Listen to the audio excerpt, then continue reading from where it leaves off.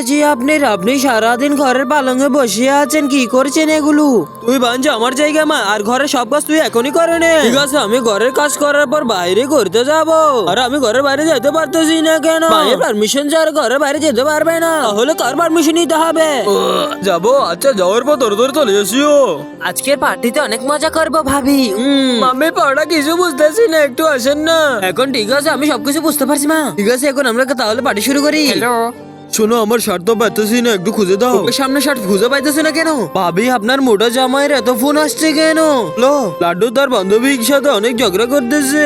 বেটা ঝগড়া করিন, এগুলা ভালো না। ভাবি আমি সব কাজ ছেড়ে চলে এসেছি। আরে ভাবি, পার্টিতে শেষ হয়ে গেছে, সামনের পার্টি হবে 2 দিন পরে, তাড়াতাড়ি আসেন তখন। ঠিক আছে ভাবি। ধরেন আপনার চা, ধর তোকে ভালোভাবে বুঝিয়ে দিলাম, বিস্কুট নাস্তা, আমি চলে যাচ্ছি, আমাকে বিরক্ত করবে না।